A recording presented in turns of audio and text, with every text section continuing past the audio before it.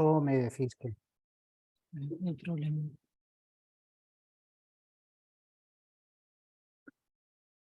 Buenas tardes a los alumnos aquí presentes y a todo el público asistente, para el que disponemos de un chat, que ya están entrando mensajes de saludo.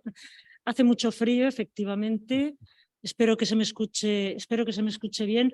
Bueno, a través del chat podéis hacer preguntas a los dos ponentes que enseguida voy a presentar.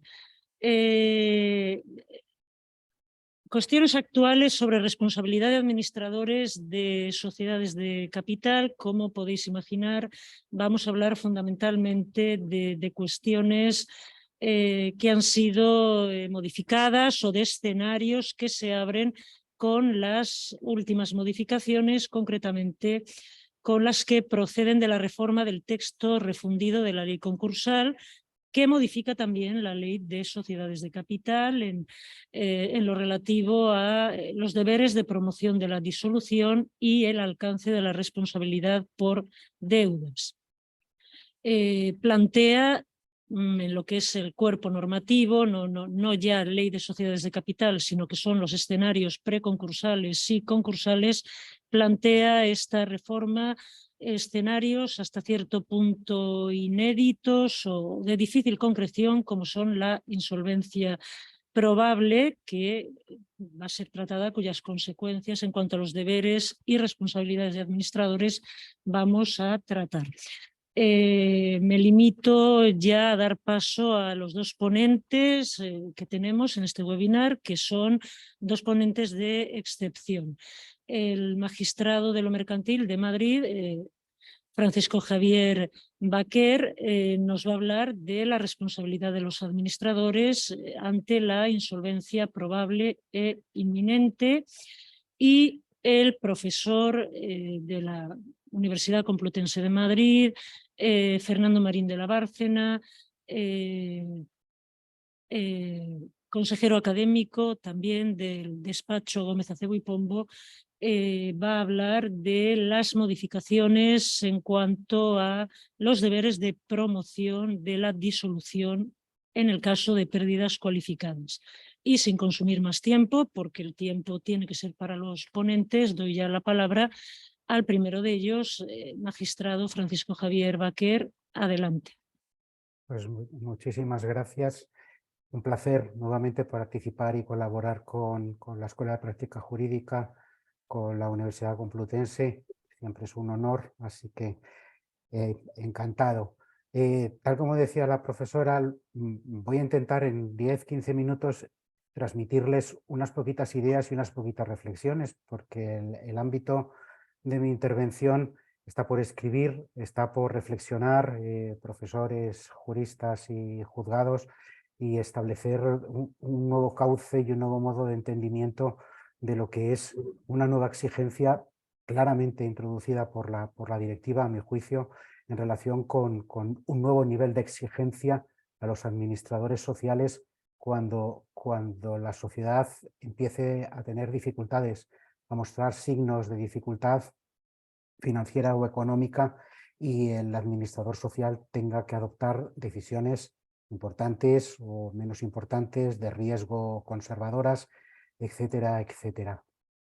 Pero una de las paradojas de lo que voy a contarles en la tarde de hoy, y vamos a reflexionar en conjunto, es que el texto de la norma nacional, la norma española, los artículos 236 a 241, responsabilidad individual de administradores, no ha sido modificado en su esencia por la directiva.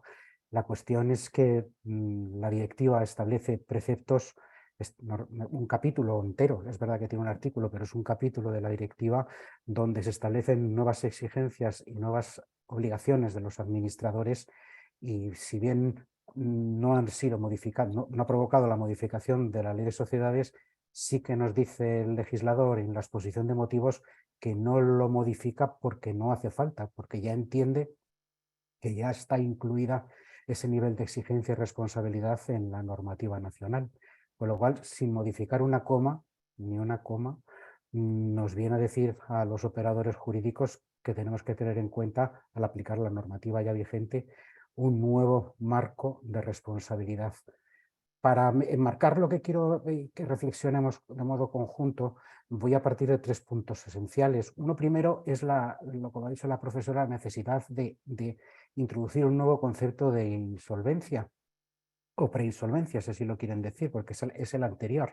Hasta ahora teníamos en mente siempre la insolvencia inminente y la insolvencia actual, pero a partir de ahora tenemos que tener en cuenta un nuevo concepto, que es la insolvencia probable, artículo 584.2 de la ley concursal ya vigente. Y se ha objetivado, en el fondo no va a ser complicado, creo yo, el acreditar y el probar que una mercantil está en situación de insolvencia probable, porque habla de cuando objetivamente sea previsible que de no alcanzarse un plan de reestructuración, el deudor no podrá cumplir con sus obligaciones exigibles en el plazo de 2 años. Con lo cual, cuando la situación económicamente y financieramente sea tal que o me refinancio o me reestructuro en activo y pasivo o voy a insolvencia en 2 años, a impago generalizado, estoy en insolvencia probable. Y no es difícil, así a bote pronto, luego veremos caso a caso, el acreditar esta situación. Pero simplemente tengan en cuenta que teníamos la insolvencia inminente, teníamos la insolvencia actual. Ahora no solo se define la probable, sino que además se acota temporalmente la insolvencia inminente, que nos dice que es la probabilidad de impago generalizado, de imposibilidad de cumplimiento en el plazo de 3 meses. Con lo cual tendríamos un deterioro sucesivo como una enfermedad. Tendríamos la insolvencia probable, luego tendríamos la inminente y finalmente la insolvencia actual de no ponerse remedio o ser imposible la reactivación o recuperación de la sociedad. Un segundo supuesto o un segundo punto de partida es, y aquí ya sí entramos en materia, es el artículo 19 de la Directiva 2019/1023 de marcos de reestructuración, alerta y segunda oportunidad, como conocen. Este artículo, como les digo, es el que nos dice el legislador nacional que ya está introducido e incorporado dentro de los deberes de diligencia y de lealtad. En principio parece que abarca los dos, de los administradores sociales. Y dice este precepto: los Estados miembros se cerciorarán de que en caso de insolvencia inminente, los administradores sociales tomen debidamente en cuenta como mínimo lo siguiente: los intereses de los acreedores, tenedores de participaciones y otros interesados, la necesidad de tomar medidas para evitar la insolvencia y tercero, la necesidad de evitar conductas dolosas o gravemente negligentes que pongan en juego la viabilidad de la empresa. Toma, aparte de todos los deberes y responsabilidades que tiene un administrador, al tiempo que su sociedad empieza a deteriorarse y empieza a ver que los ingresos, los flujos, la situación financiera se está deteriorando poco a poco, tiene que tener en cuenta a la hora de tomar decisiones de administración y disposición todos estos deberes. Es verdad, no les dejo simplemente la reflexión, que en los textos prelegislativos y en el resto de los países de la Unión, este precepto ha sido traducido por insolvencia probable. Sin embargo, en la traducción española se hace referencia a la insolvencia inminente, con lo cual vean el sentido o la consecuencia de esta traducción. Nos vamos de 2 años a 3 meses para fijar el umbral temporal del deber o la maximización de los deberes de diligencia y de lealtad del administrador social. Les dejo simplemente la reflexión porque esto dará lugar a mucho debate y a muchos supuestos conflictivos que tendremos que ir resolviendo poco a poco. Y como tercer pilar o tercer punto de partida, simplemente recordarles que lean y examinen el considerando 71 de la Directiva 2019/1023. Pues aquí se hace, digamos, una reinterpretación o un modo de entender lo que es el artículo 19. Nuevamente habla de que el deudor que esté próximo a la insolvencia ha de proteger los intereses legítimos de los acreedores frente a decisiones de los gestores que puedan perjudicar o puedan tener un impacto sobre la constitución de la masa, que no la deteriore, que la mantenga, que la conserve, pero que no la minore, disminución del valor del patrimonio disponible, etcétera, etcétera, o que realice actuaciones que dolosas o gravemente negligentes que resulten en beneficio propio de los socios y de la sociedad, pero en perjuicio de los acreedores. De la lectura de estos, del considerando y del artículo 19 de la directiva, así a bote pronto parece Sí, serían 3 los grupos de conductas que podrían fundamentar una acción de responsabilidad, de acción individual de responsabilidad. Dicho en términos, el ilícito orgánico que exige la jurisprudencia del Tribunal Supremo para fundamentar la acción individual de responsabilidad, podríamos agrupar estas conductas en 3. Una primera supondría o encajarían las conductas omisivas y pasivas del administrador social que, conocedor de la inicial y el progresivo deterioro financiero y económico de la sociedad, no hubiese desplegado los medios e instrumentos para realizar un análisis del riesgo de la insolvencia empresarial, las famosas alertas tempranas. Exigencia, como es lógico, que no puede tomarse de modo uniforme. Tendremos que analizar caso a caso la intensidad de esta exigencia, mayor o menor, atendiendo al tamaño de la empresa, a su estructura y forma de organización, con lo cual a una pequeñita empresa o sin organización interna podrá exigirse un nivel de diligencia mucho menor o de acceso a las alertas tempranas que a una mediana o gran empresa, a los efectos de analizar el ilícito orgánico del administrador social. Un segundo grupo de ilícitos, también de carácter pasivo o negativo, omisivos, supondría que el administrador social, ante la insolvencia inminente e incluyo también probable, no hubiese desarrollado una conducta activa en la búsqueda de planes de reestructuración, de medidas de salvamento, de financiación o de búsqueda de nueva financiación. Y cuando tales planes fracasen, porque muchas veces la refinanciación o reestructuración de una sociedad es inviable, porque el negocio lo es, acudir de modo diligente y de modo ágil y rápido a una liquidación concursal o una liquidación societaria. No hace falta que sea concursal, puede ser societaria, pero lo que se pretende es que dentro de los deberes de diligencia y de lealtad del administrador social, ante situaciones de estas, de preinsolvencia, si no es viable la empresa, acuda cuanto antes a una situación de liquidación societaria o concursal para mantener el valor y la tasa de retorno a los acreedores de los que tenga conocimiento en ese momento. Y un tercer grupo de conductas estaría integrado por aquellas del administrador concursal donde, presente la insolvencia inminente, el administrador procede a realizar actos de disposición o de administración que no están dirigidos al mantenimiento de la actividad y al mantenimiento del valor de los activos, por ejemplo, reduciendo costes o no asumiendo riesgos injustificados. Todo esto no les oculto que choca y tiene problemas de colisión con distintas normas y con distintas reglas, porque las dudas que surgen son muchísimas.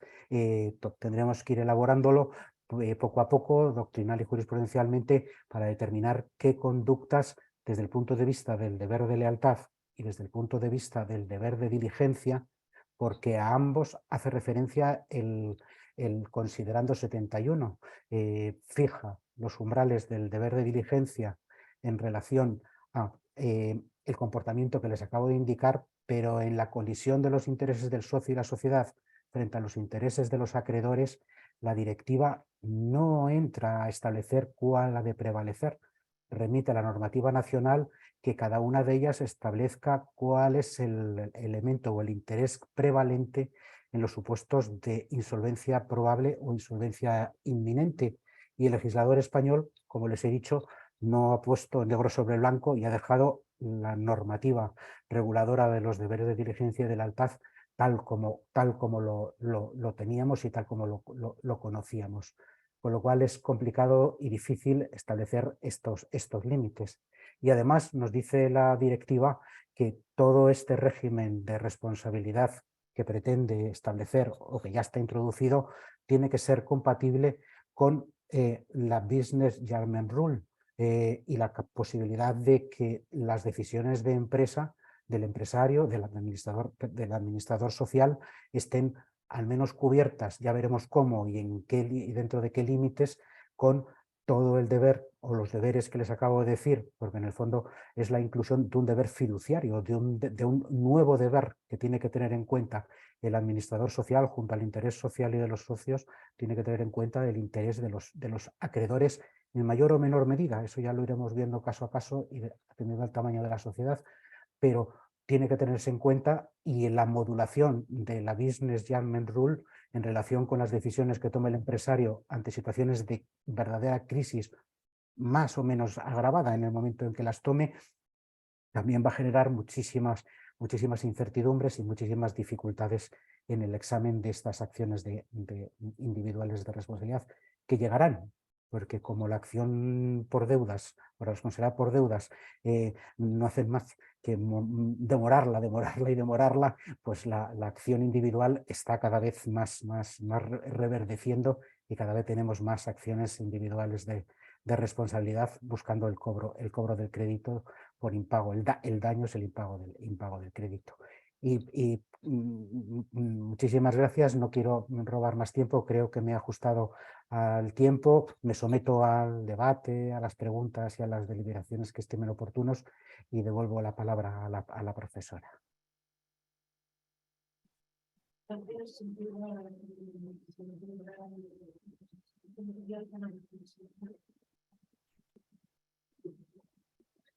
Muchas gracias, Francisco Javier. Digo que sin duda se han puesto sobre la mesa ideas muy interesantes, mucho material para reflexionar y para debatir.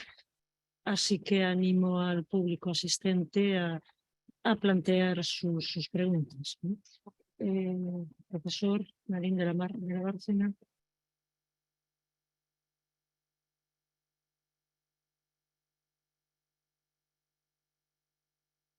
Sí, pues buenas tardes a todos. Muchas gracias, Francisco Javier, por estar aquí hoy, y muchas gracias también, Maite. Es un acto un poco promocional del curso de responsabilidad de administradores de sociedades de capital, pero de paso quería también dar la bienvenida a nuestros alumnos del Máster de Asesoría Jurídica de Sociedades que están presentes en la sala. Hoy precisamente hemos tenido una sesión sobre responsabilidad de administradores por no promoción de la disolución, en el que algunas de las cosas que voy a decir a continuación pues ya las habéis escuchado vosotros.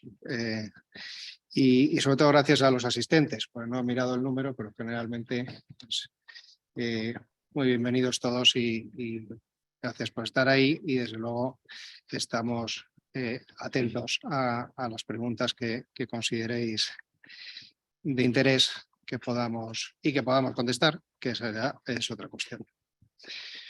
Bien, yo voy a centrar mi exposición en una parte de la reforma de los deberes de no promoción, de la responsabilidad de los administradores por no promoción de la disolución. Porque la reforma de 5 de septiembre de 2022 introduce dos modificaciones. Por un lado, la primera de ellas se refiere a la suspensión del deber de convocar la Junta General mientras duren los efectos de una comunicación de apertura de negociaciones para llegar a un plan de reestructuración. Era una reforma necesaria para coordinar la normativa societaria con la concursal en el contexto de la incorporación a nuestro ordenamiento jurídico de la Directiva sobre marcos de reestructuración preventiva. La segunda cuestión que se reforma afecta a la responsabilidad derivada del incumplimiento de estos deberes de promover la disolución. Es una reforma que no tiene que ver con la incorporación de la directiva. Sí parece que se ha querido incorporar al texto legal cierta jurisprudencia en lo que se refiere a la responsabilidad de los administradores que hubieran aceptado un cargo de administración una vez que la sociedad ya esté en curso en causa de disolución. Aunque es verdad que se han dicho más cosas. Introduce también un matiz que yo al principio no le di mucha importancia, pero ahora me parece que sí que es un matiz en la regla de la inversión de la carga de la prueba, en lo que se refiere al momento concreto en el tiempo en que la sociedad incurre en causa de disolución, del apartado 2 del artículo 367, que yo siempre he mantenido que no es una presunción sobre la fecha en la que nace la obligación, porque las obligaciones nacen cuando nacen. Esa presunción en realidad es una presunción sobre el momento en que la sociedad incurre en causa de disolución. Y es verdad que dice ahora la norma que tiene que haber sido reclamado judicialmente el crédito por un acreedor con interés, no, dice un acreedor legítimo, no sé. Es posible que de esta presunción ya solo puedan tirar acreedores que hayan reclamado judicialmente el cumplimiento de la obligación a la sociedad. Pero esto no es aquello en lo que yo me quiero centrar hoy. Me quiero centrar en la primera parte. La reforma consiste en suspender el deber de convocar la Junta General cuando concurra causa de disolución durante la eficacia de la comunicación de apertura de negociaciones. Además, se dice que mientras estén en vigor los efectos de la comunicación, queda en suspenso ese deber legal de acordar la disolución por existir pérdidas cualificadas. Abro aquí un pequeño paréntesis para recordar que de forma relativamente reciente, Real Decreto de 27 de diciembre de 2022, se dispone una especie de moratoria contable en lo que se refiere al cómputo de las llamadas pérdidas COVID, las pérdidas de los ejercicios 2020 y 2021, en lo que se refiere al cómputo del patrimonio neto a los efectos de determinar si la sociedad está en curso en causa de disolución. Y cierro el paréntesis diciendo que además de eso, lo que parece que se ha hecho es tirar, digamos, hasta el cierre de cada ejercicio, 2022, 2023 y 2024, como momento para determinar si la sociedad está en curso en causa de disolución. Es decir, que hasta que esto no termine, parece que, según la intención del legislador, ha sido que el cómputo de las pérdidas cualificadas determinantes de la causa de disolución se realice con arreglo a los balances del cierre del ejercicio.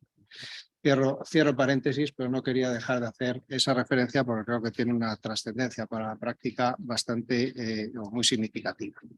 Y vuelvo al tema de la suspensión del deber legal de acordar la disolución para decir que efectivamente la ley española no contemplaba expresamente la suspensión de los deberes de promoción de la disolución por pérdidas como efecto de la presentación de lo que antes se llamaba esa comunicación de apertura de negociaciones con los acreedores, el derogado artículo 5 bis. Y la verdad es que ni la doctrina, la jurisprudencia yo creo que no le ha dado tiempo tampoco, pero vamos, luego la doctrina no se había pronunciado con rotundidad o algunos autores se habían pronunciado parcialmente en contra de la suspensión de los deberes en esa apertura o esa comunicación de apertura de negociaciones del 5 bis. Bien, en mi opinión, la suspensión de esos deberes para llegar ahora a un entonces llamado acuerdo de reestructuración, ahora plan de reestructuración, antes acuerdo de refinanciación, podía inferirse ya entonces del conjunto del sistema. Las normas sobre promoción de la disolución en caso de pérdidas no pueden aplicarse al margen de la regulación sobre reestructuración y saneamiento empresarial, sobre todo si se tiene en cuenta que el propio legislador desde hace ya mucho tiempo las conectaba e integraba en un mismo sistema normativo al ofrecer la solicitud de concurso como un comportamiento alternativo correcto a la promoción de la disolución judicial. Si la comunicación de inicio de negociaciones suspendía la exigibilidad del deber legal de solicitar el concurso, debía reconocerse idéntica eficacia suspensiva de los deberes de promoción de la disolución a dicha apertura de negociaciones, al menos en lo que se refiere a la protección de los intereses de los acreedores. En consecuencia, siempre que se tratase de una comunicación integrada en un verdadero intento de sanear la empresa y no se tratase de una estrategia de dilación, los administradores no responderían por las deudas contraídas durante la negociación. Ese es, desde luego, mi punto de vista antes y ahora. Entiendo que la incertidumbre y la pendencia de una posible responsabilidad por deudas para los administradores de una sociedad que están negociando incursos en causa de disolución por pérdidas no es un buen escenario de negociación. Y por esa razón el legislador, siguiendo la estela de la normativa italiana, ha decidido suspender expresamente el plazo para convocar la Junta General en caso de pérdidas, suspensión, que creemos que es una medida necesaria y que saludar positivamente, pero insisto, creo que no se ha hecho nada distinto de ratificar algo que ya podía inferirse del sistema normativo anterior a la reforma. El resultado final de la ordenación normativa es que los administradores de una sociedad de capital, cuando concurra causa legal o estatutaria de disolución por pérdidas, acompañada de una situación de probabilidad de insolvencia actual o inminente, tienen las siguientes opciones. Si consideran posible alcanzar un plan de reestructuración del activo o del pasivo de ambos, pueden presentar en debida forma la comunicación de la existencia de negociaciones. Transcurrido el plazo de duración de los efectos de la comunicación, se reanuda el cómputo de los plazos legales para la convocatoria de la Junta General. Si no consideran posible alcanzar dicho acuerdo o no es posible, deberán solicitar el concurso de acreedores si la sociedad está en causa de insolvencia actual, o podrán hacerlo si concurre insolvencia inminente. En las microempresas también se puede solicitar la apertura del procedimiento especial en caso de insolvencia probable.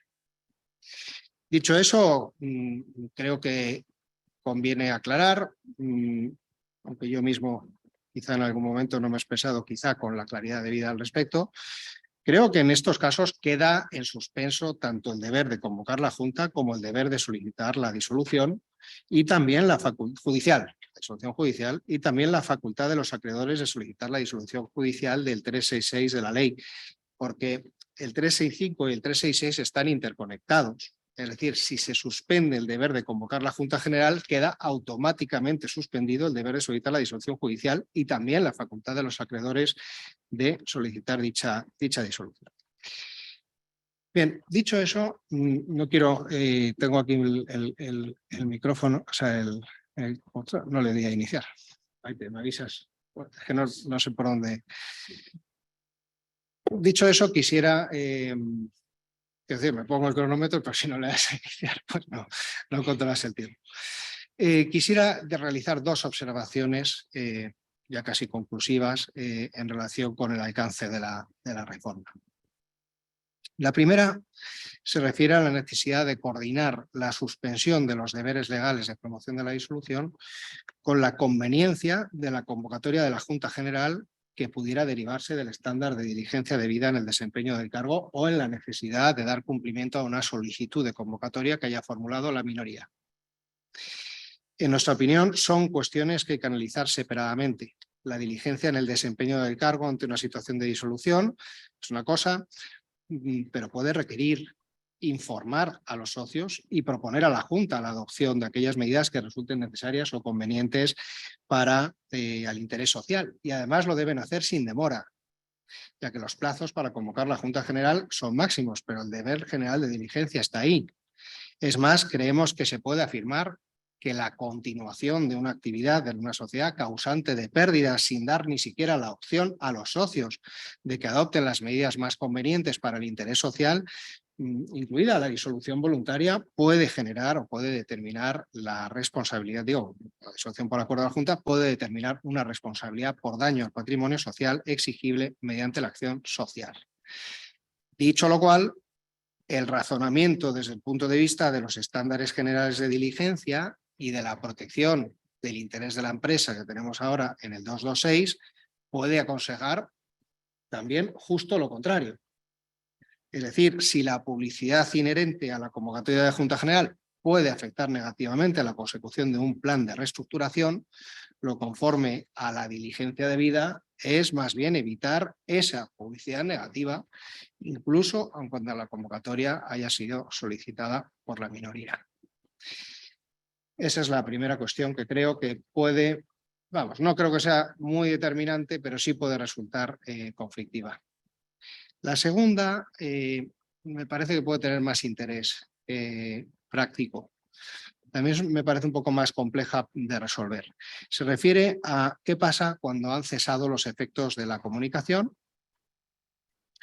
si subsiste el deber de promover la disolución por pérdidas, sea primero Junta, luego disolución judicial, cuando se sigue negociando con los acreedores. Es posible que los acreedores hayan ofrecido incluso una capitalización de deuda, es posible que hayan ofrecido también la conversión en participativos y que todo esto pueda desembocar en un reequilibrio de la situación patrimonial de la compañía.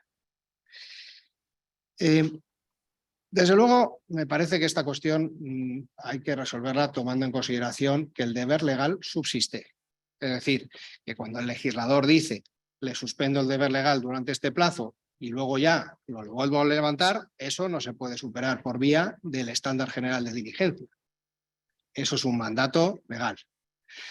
Pero sí me gustaría observar o hacer alguna reflexión sobre la responsabilidad derivada de ese incumplimiento. ¿En qué consiste esa responsabilidad y quién puede exigir esa responsabilidad?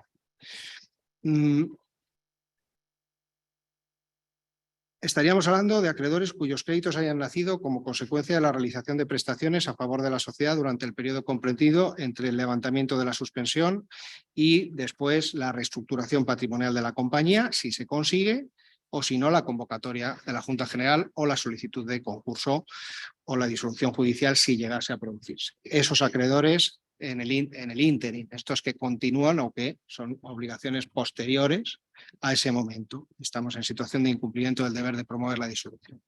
Es muy posible que los gestores de la compañía en este contexto pues, se precipiten a la hora de pedir la disolución o algo peor, pidan o incluso algún acreedor les ofrezca una carta de indemnidad infringiendo todos los deberes de lealtad habidos y por haber, porque claro, una carta de indemnidad ofrecida por un acreedor para que tú sigas aquí y sigas dando vueltas, sigas en la bici, porque si te paras nos caemos todos, bueno, a mí eso no me parece una solución, pero no hay que desconocer que puede ocurrir que se plantee.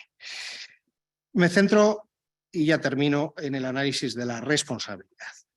Bien, yo creo que cuando el legislador impone a los administradores de la sociedad de capital la obligación de promover la liquidación, lo hace para evitar que el patrimonio social, que es la única garantía con la que cuentan los acreedores, se vea expuesto a los riesgos propios de la actividad empresarial ordinaria, a costa, entre comillas, de los acreedores que realicen prestaciones a favor de esa sociedad incursa en causa de solución por pérdidas. Esto es así porque se considera que existe un traslado indebido del riesgo de impago sobre esos acreedores que se compensa con una extensión del área de responsabilidad por deudas de la sociedad, ampliándola a los administradores. Bien, entonces, desde mi punto de vista, en relación con esos potenciales demandantes acreedores posteriores, la cuestión que se plantea consiste en distinguir entre los acreedores que desconocen la concurrencia de la causa de disolución, los que la conocen y los que deciden de forma libre y responsable asumir el riesgo que comporta la continuidad de la actividad empresarial de la sociedad en cuestión, a pesar de estar incursa en causa de disolución durante toda esa negociación extendida del plan de reestructuración y más allá. La asunción voluntaria del riesgo de insolvencia de la sociedad permite imputar el impago de la deuda como realización de ese riesgo al propio acreedor con exclusión de la responsabilidad del administrador. Los penalistas lo han explicado esto con precisión. El comportamiento de la propia víctima ha de servir como criterio de exclusión de la propia tipicidad de la conducta. No existirá hecho típico cuando el hecho solo se puede interpretar objetivamente o adquiera el significado objetivo de una autopuesta en peligro en la que el resultado es objetivamente imputable a la persona lesionada y no a otra persona. Idea 3. Cuando el afectado se introduce por sí mismo en una situación arriesgada o no se aparta de esa situación por su propia decisión, la realización de ese riesgo en el resultado lesivo puede ser imputada a la propia víctima. Se dice que en esos casos el afectado actúa a propio riesgo y se excluye la tipicidad misma de la conducta que genera el riesgo y con ello, en derecho civil, la antijuridicidad del comportamiento del administrador, que es la base de la responsabilidad. Todo esto se reconduce al denominado principio de responsabilidad de igual rango por lo sucedido. Quien se expone al peligro procedente de otro carga con la misma responsabilidad que éste si asume el riesgo en virtud de una propia y libre decisión sin ser presionado por el causante del riesgo y sin haberse sometido a su voluntad. Bien, y toda esta palabrería técnica traída de la dogmática penal, ¿cómo se traduce en una sesión como esta o en un curso de responsabilidad de administradores para que nadie se piense que aquí vamos a estar hablando de dogmáticas ni de doctrinas? Para mí se traduce en la cita, y solo hago esa cita, de 2 sentencias del Tribunal Supremo. La primera es la sentencia del Pleno de la Sala Primera de 28 de abril de 2006, que reconoció que la atribución de responsabilidad por deudas podría quedar excluida cuando quede excluida la conexión de imputación objetiva entre el comportamiento antijurídico del administrador y el impago de la deuda reclamada en la demanda de responsabilidad. Es verdad que la sentencia todo eso lo dice diciendo que hay problemas de imputación objetiva. Pero bueno, pues de problemas de imputación objetiva hablaba también Díez Picazo en el año 99 para hablar de todo esto. Y la segunda sentencia que quisiera referirme es la sentencia de la Sala Primera de 4 de diciembre de 2013, que resolvió precisamente una demanda de responsabilidad por deudas en el marco de la reestructuración de la Unión Deportiva Las Palmas y en la que se discutía precisamente con un voto particular el problema de qué requisitos tienen que darse en los acreedores para poder afirmar que un acreedor no puede exigir responsabilidad por deudas al administrador de la compañía reestructurada, al menos las deudas nacidas durante el proceso de reestructuración. Esa sentencia me parece que es de interés, no por contiene una doctrina que no puedo reproducir aquí, sino únicamente remitirme al comentario que ya hice hace años y que está publicado en el Cuadernos Civitas de Jurisprudencia Civil. Creo que el Tribunal Supremo esta cuestión no la abordó con la técnica adecuada, no es un tema de buena fe en la demanda, sino es un tema de asunción del riesgo y de exclusión de la imputación objetiva por asunción del riesgo con exclusión de la antijuridicidad de la conducta por parte del administrador. Muchísimas gracias y termino mi intervención pues, agradeciendo nuevamente a todos los asistentes en persona y a los en persona y a distancia. Muy bien, muchas gracias, Fernando. Bueno, pues son la verdad muchas cuestiones las que se podrían plantear en el chat. Tenemos dos. Bueno, una rueda muchísimo por ahí, la verdad. Se aclara algo, la reforma concursal, entiendo, aclara algo la obligación de acudir al concurso con un solo acreedor y se está pensando en la deuda con Hacienda, que tiene su propio procedimiento para hacer efectivo, ¿no? Francisco Javier la contesta, yo creo, ¿no? Encantado. Yo no... Encantado. Yo creo que sí que se aclara, y yo creo que la aclaración viene desde el texto refundido del año 2020. Una de las modificaciones que introdujo el texto refundido, y se agradece mucho, en el 465 dentro de las causas de conclusión del concurso, es que es causa de conclusión del concurso cuando en la lista definitiva de acreedores resulte la existencia de un solo acreedor. Si entendemos este precepto de un modo literal, la presencia de un solo acreedor no es causa de rechazo o no declaración del concurso, como veníamos haciendo los tribunales. No queríamos concursos con un solo acreedor porque no había pluralidad de acreedores. Sin embargo, ahora da la sensación de que el texto refundido lo que quiere es que no sea causa de inadmisión, sino que sea causa de conclusión, y además dice expresamente después de los textos definitivos, con lo cual habría que al menos tramitar la fase común del concurso. ¿Cómo encajar todo esto con el procedimiento especial para microempresas?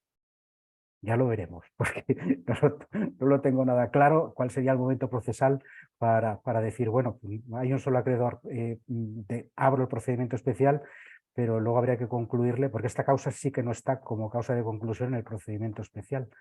Pero en teoría, la pregunta, ¿sería perfectamente posible que ante el supuesto de insolvencia inminente o actual por impago generalizado de un único acreedor que tengo, pudiese solicitar el concurso y tramitada la fase común, el administrador concursal pidiese la conclusión porque en los textos definitivos solo aparece un acreedor? Complicado. No sé si algún juzgado le permitiría tramitarlo así, porque da la sensación de que utilizamos una enorme maquinaria para algo que tiene una solución más sencilla en otros tribunales de acciones individuales, no acciones o procedimientos universales, pero en teoría, inténtelo, a ver qué ocurre. Muchas gracias. Francisco Javier, la segunda es, yo creo que sí te vas a animar a responderla. ¿Cómo creen que afectaría la reforma de la ley concursal a la responsabilidad por la cobertura del déficit del artículo 456, antiguo artículo 172 de la Ley de Concursos. Bueno, yo creo que aquí podría, Francisco, si vamos, este es un tema que tiene un significado práctico enorme y desde luego yo creo que esto será lo que los tribunales quieran que sea. Yo lo único que puedo decir es que a mí me parece que hacía mucho tiempo que venimos, sobre todo desde algún sector de la doctrina científica, ¿no?, insistiendo. Yo hablé de eso también, está la tesis de Barracamán, insistiendo en esta cuestión de los deberes de alerta temprana, en los deberes de saneamiento o liquidación, como unos deberes que surgen en un contexto que ahora es la insolvencia, la probabilidad de insolvencia, y cuyo incumplimiento puede generar responsabilidad por omisión. Yo creo que el ponente Francisco Javier lo ha dicho claramente y la verdad es que me ha parecido muy atinado, ¿no? Es decir, yo creo que aquí de lo que estamos hablando es de que poco a poco, porque eso se tardará un tiempo en asimilar, es que la responsabilidad por el déficit concursal es básicamente una responsabilidad por omisión. Es decir, aquí de lo que estamos hablando es de que los administradores tienen una serie de deberes de prevenir y evitar que la sociedad incurra en una situación de insolvencia actual. Y esos deberes, si se omiten, han de generar una responsabilidad por el incumplimiento. Entonces, yo, honestamente, lo de Business Judgment Rule ahí ya dudo un poco, porque desde luego en sede de calificación los únicos comportamientos que se van a tener en cuenta son los dolosos o gravemente negligentes. Es decir, es prácticamente no hacer nada. Y no hacer nada, teniendo conocimiento de la situación, ya es una situación, un comportamiento muy grave. Entonces, no hace falta entrar en el detalle. Y desde luego, si el legislador dice que el concurso se calificará culpable cuando haya mediado dolo culpable en la generación o agravación de la insolvencia, y esta dolo culpable puede consistir en la omisión de toda medida de saneamiento ante una situación de insolvencia probable, más luego insolvencia inminente y luego la insolvencia actual, si no se adopta ninguna medida de saneamiento o liquidación, lo que procede desde mi punto de vista en línea de partida, un punto de partida, es atribuir al administrador la responsabilidad por todo el déficit concursal. Y si no, tendrá el administrador que explicar qué parte del déficit concursal no resulta objetivamente imputable a su comportamiento. Porque se había generado de todo caso y por lo tanto no tal, o porque observó un comportamiento alternativo o algo, tendrá que dar alguna explicación, que es el que lo puede hacer, porque desde luego el que no lo va a poder hacer nunca es la administración concursal, porque tampoco se conoce con tanto detalle cuál ha sido el comportamiento en el contexto de la antes llamada proximidad de insolvencia y ahora llamada insolvencia probable. Pero quiero decir que todo esto de la directiva está ahí desde hace mucho. Y lo que pasa es que tenemos que intentar ver cómo se canaliza en materia de responsabilidad. ¿He contestado? ¿Puedo hacer un...? Sí, Por supuesto, sí, claro. Suscribo completamente lo que ha dicho Fernando y me gustaría añadir unas reflexiones más. Abundando en lo que acaba de indicar de la responsabilidad, vean que las consecuencias del artículo 19, considerando 71 y las manifestaciones del legislador y la interpretación conforme a directiva nos va a llevar, yo creo, poquito a poquito, con el tiempo, como ha dicho Fernando, a un cambio de mentalidad y de fundamentación en las sentencias, porque tiene sentido seguir acudiendo al esfuerzo argumentativo que nos exige, hablo de acción individual, el esfuerzo argumentativo que nos exige el Tribunal Supremo cuando yo pueda acreditar y probar que ya existió una omisión de esfuerzo refinanciador, de alerta temprana, omisiones graves. Bastaría con acreditar esa inactividad para tener que no me exijan ese esfuerzo argumentativo. Y todo lo que habla la jurisprudencia sobre hechos periféricos de inactividad, de cierre, de falta de cuentas anuales, etcétera, etcétera, a lo mejor todo eso podríamos englobarlo dentro de la misma actividad y facilitar el éxito de la acción individual. Con lo cual, yo creo que sería interesante lo que se nos viene, porque poquito a poquito a lo mejor tenemos que cambiar no la carga probatoria, pero sí determinadas cuestiones o conceptos que la jurisprudencia ha ido estableciendo para fundamentar esta acción. Y en cuanto a lo que se manifiesta sobre la responsabilidad por déficit y responsabilidad concursal, tienen que tener en cuenta una cosa. En el 90% de los supuestos de procedimientos de insolvencia no se va a abrir la calificación concursal, porque en procedimiento especial para microempresas la calificación requiere que alguien nombre un administrador y le pague. Hoy ha aparecido en un borrador de anteproyecto de la Ley de Eficiencia Procesal y donde parece que ya va a permitir de oficio la designación de administrador en microempresa, pero mientras eso no esté en vigor, no se van a abrir piezas de calificación ni secciones de calificación, porque no va a haber quien las pague. Y lo mismo va lo del concurso sin masa. Podemos haber declarado unos 800 o 900 en Madrid de persona física no empresario, y creo que solo hay uno donde alguien ha aparecido a poner el dinero para pagar al administrador, con lo cual la sección y pieza de calificación va a quedar para grandes empresas, grandes conglomerados, donde realmente tenga que examinarse y analizarse esta cuestión, 10% de los procedimientos de insolvencia, con lo cual va a reducirse muchísimo el ámbito.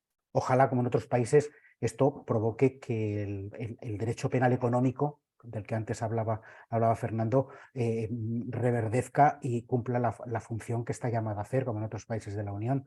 Pero aquí, como no lo tenemos o como no funciona completamente, hemos puesto la calificación, pero que tampoco termina de funcionar. Pero bueno, solo era añadir esas reflexiones. Muchísimas gracias. Muchas gracias. A ver, tengo una pregunta que no estoy segura de entender sobre si esto no puede conducir, entiendo, a una prueba diabólica en detrimento de la carga probatoria del acreedor. Supongo que estará referido a lo que acabo de indicar en relación al esfuerzo argumentativo y los hechos periféricos. Yo no sé si será carga diabólica o no, eso ya lo veremos. Lo único que me lleva a la reflexión es que a lo mejor tenemos que dar una vuelta y volver a reflexionar entre todos sobre cómo configurar el ilícito y cómo configurar el juego de la carga probatoria en relación con unos deberes que ex lege pesan sobre un administrador cuando aparecen los primeros signos de dificultad financiera y económica, al que ya se le imponen unas determinadas conductas. ¿Cómo llevamos luego eso al ámbito del esfuerzo probatorio, del esfuerzo argumentativo, de los hechos periféricos, etcétera, etcétera?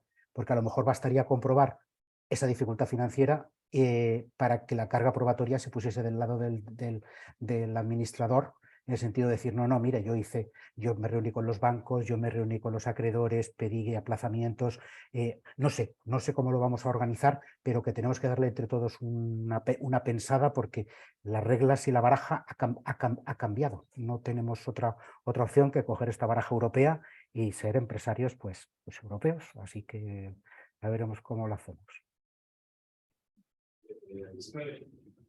Sí, tenemos.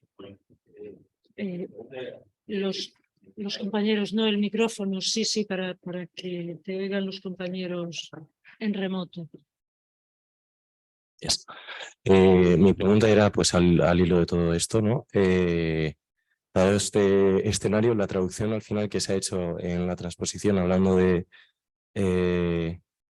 todos estos escenarios en los que el ilícito orgánico en nuestro ordenamiento se ha traducido como inminente y el resto como probable, si todos estos escenarios no estaban ya, dentro de los deberes de diligencia y de lealtad normales del administrador. Es decir, esta positivización de estos escenarios concretos, ¿cuál es la novedad que aportan? Gracias. Bien, yo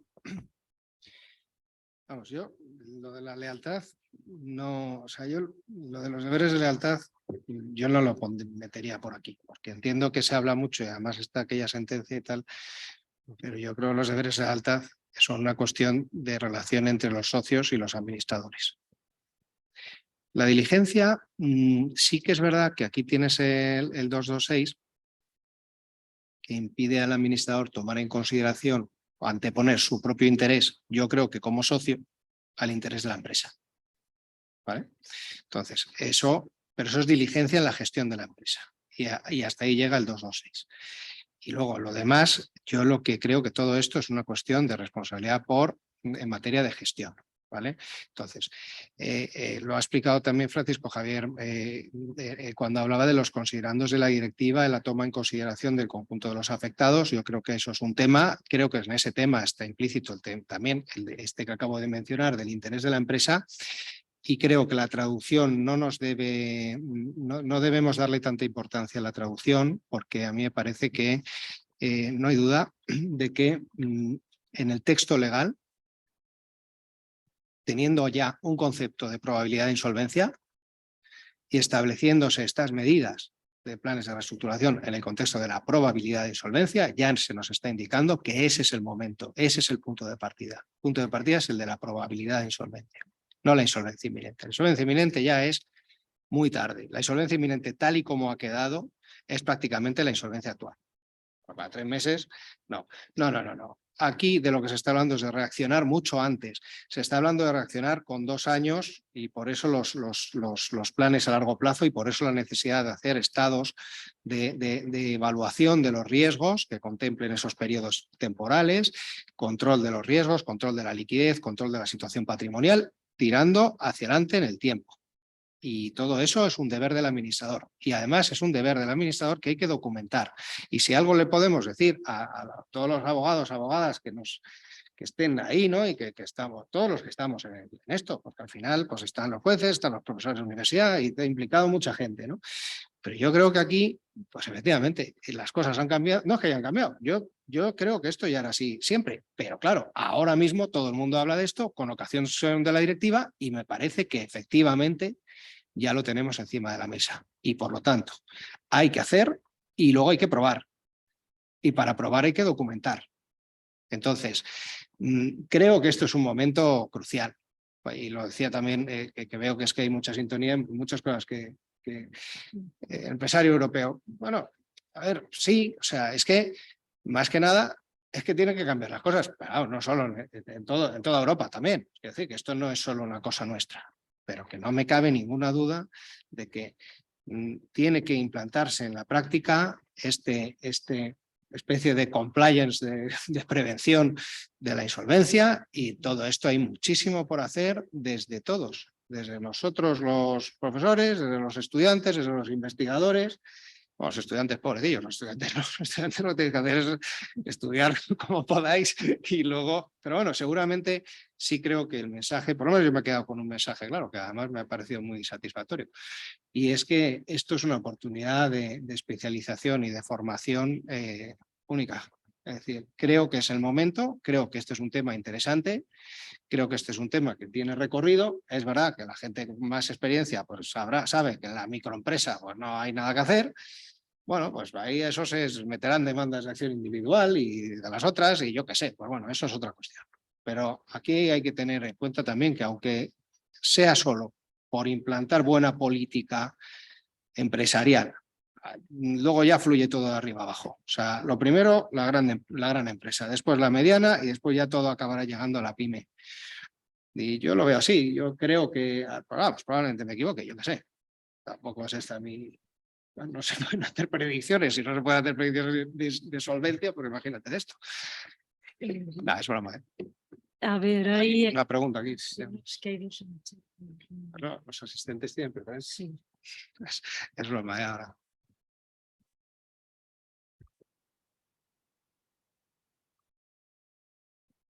Sí, yo quería preguntar una cuestión que creo que no está bien, no está resuelta en la ley, que es el caso en que la sociedad incurre en causa de disolución y en ese plazo de 2 meses que tiene el deber del administrador de convocar la Junta General, pues este cesa en el cargo antes, por tanto no incumple, y en ese ínterin en el que permanece en el cargo, la sociedad contrae alguna obligación Y pues la pregunta es, ¿qué ocurre con esos acreedores que contraen alguna deuda en ese momento, teniendo en cuenta que el administrador subsiguiente pues solo responde las deudas posteriores a la aceptación?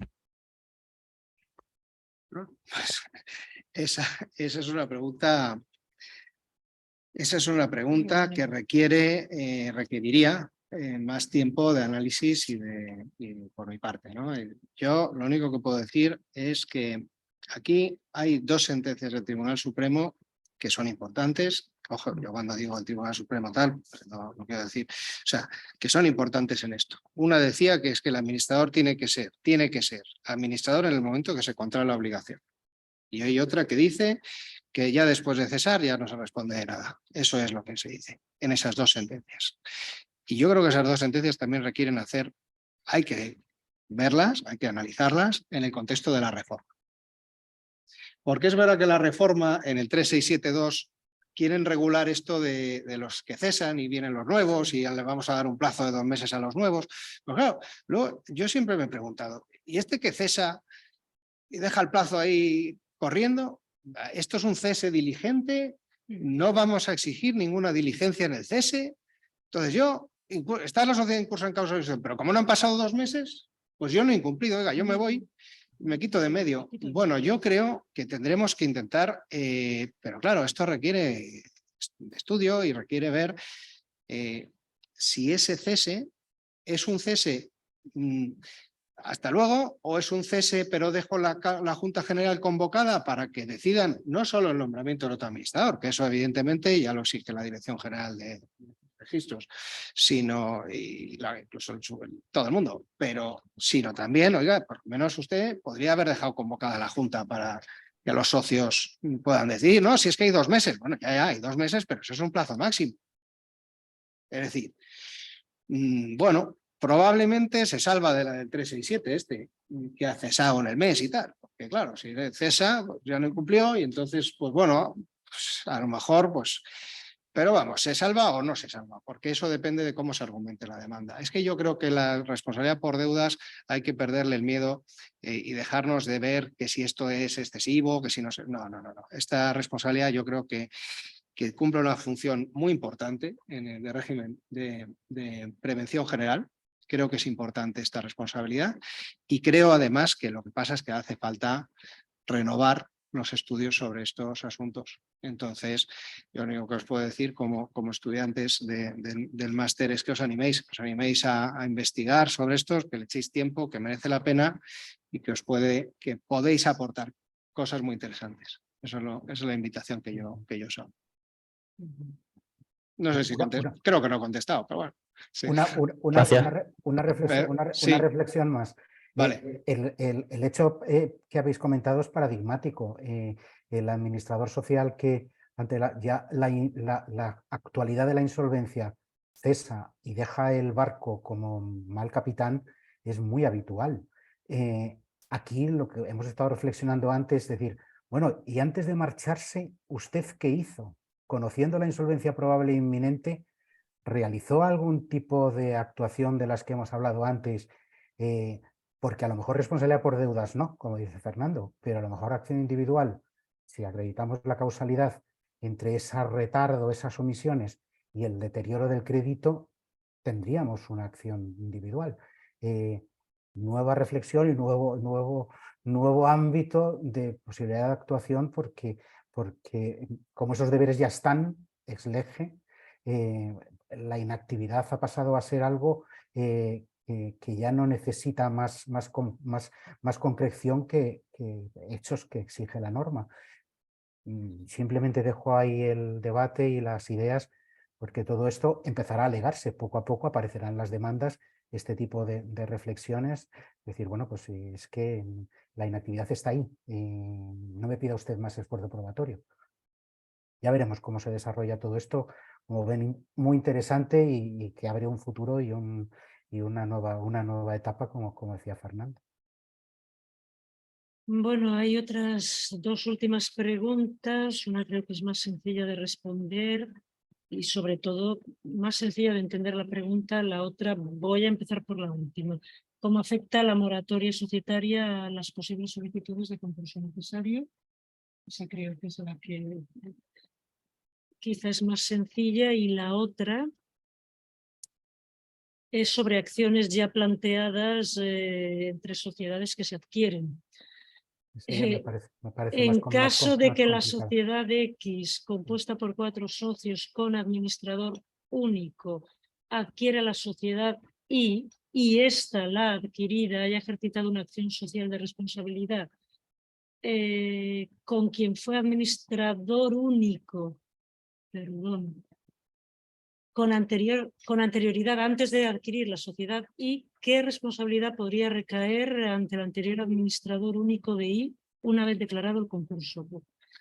Esa ya es asesoría, ¿eh? Esa ya... Madre mía, esto ya Yo es ya ahí un no me meto. asunto con No, unos perfiles digo, muy es que es un específicos. caso muy concreto, yo creo Ya que sé. no, ¿Qué esa no la podemos. responsabilidad podría recaer ante el actual administrador de la misma sociedad en el Es que concurso? solo entender el supuesto de hecho a mí ya me Claro. llevaría un rato. La otra, no sé, Francisco Sí, Javier, la moratoria la societaria, moratoria societaria, el concurso. entiendo que es de lo que has hablado, ¿no? De los Sería 2 meses. moratoria, creo que es que moratoria societaria yo no sé lo que Una es. moratoria contable, eso Moratoria sí. contable sí, moratoria concursal también, pero la societaria, pero creo que tiene más que ver con lo que has hablado tú de la moratoria contable, los 2 años de no cómputo, 19 y Claro. 20, hasta el 23-24.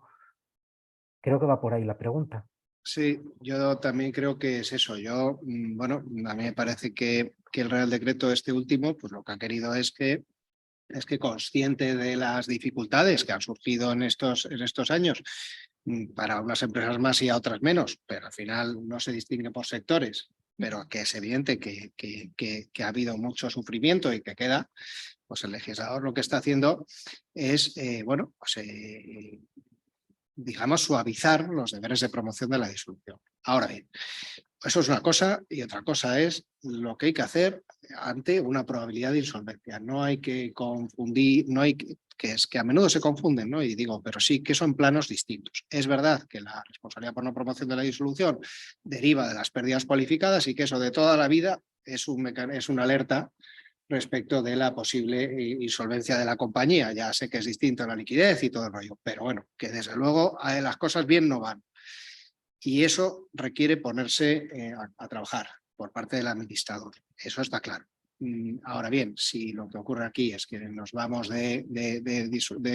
sea, que eso es una cosa y otra cosa es la insolvencia y otra cosa es ya la insolvencia ya de definitiva esta de que te pida un concurso necesario. O sea, eso ya, pues ya para qué queremos más. Ese ya es el retraso de todos los retrasos. Dicho lo cual, oye, el retraso en la solicitud de concurso, bueno, es que si no lo digo, no me aviento, ¿no? El retraso en la solicitud de concurso es una presunción juris tantum de concurso culpable. Lo digo. O sea, que no es...